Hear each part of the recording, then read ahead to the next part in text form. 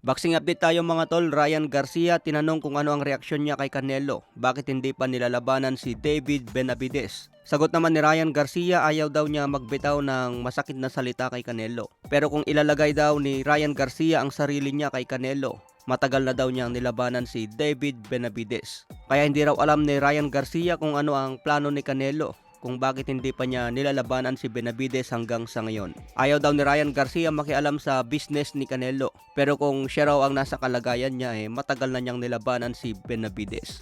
Magandang ginagawa ngayon ni Ryan Garcia dahil nilalabanan niya itong mga top fighter. Matapos matalo kay Tank Davis, isunod niya agad si Devin Haney. Plano pa ni Ryan Garcia isunod si Teofimo Lopez at si Shakur Stevenson. So good job para kay Ryan Garcia dahil nilalabanan ang malupit. Sa ibang banda naman, Canelo Alvarez, isang laban na lang sa PBC promotion at maging free agent ulit. Matapos ang laban niya kay Jaime Munguia ngayong May 4. Pwede na ulit lumaban si Canelo sa ibang promotion tulad ng DAZN at Top Rank. Ibig sabihin yan mga tol, wala pa rin kasiguraduhan kung lalabanan niya si David Benavidez. Sinabi ni Canelo na kahit hindi raw niya labanan si Benavidez, walang mawawala sa kanyang legacy. Kaya bad trip din ang ibang Mexican fans bakit daw itong si Jaime Munguia pa ang inuna kumpara kay Benavidez na mandatory. Iniiwasan ba talaga si David Benavidez dahil isang malupit? So abang na lang po natin yan mga tol.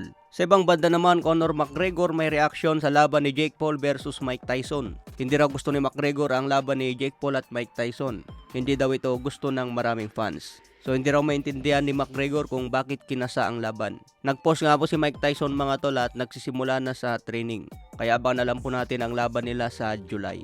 Malakas pa naman si Mike Tyson mga tol, pero sa kanyang edad na 57, tingin ko delikado pa rin kay Jake Paul.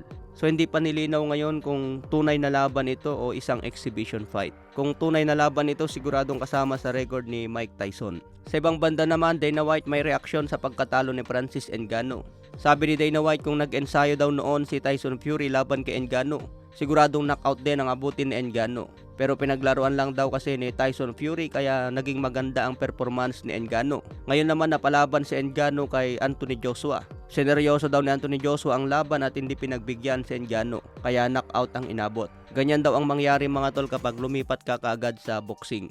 Pero bakit kaya hindi natulog si Conor McGregor laban kay Floyd Mayweather? Kaya kung makalaban ni Manny Pacquiao si McGregor mga tol, pwede rin niya patulugin ito ng mabilisan. Pero sa edad ngayon ni Pacman, mukhang mahirapan na rin magpatulog ng kalaban.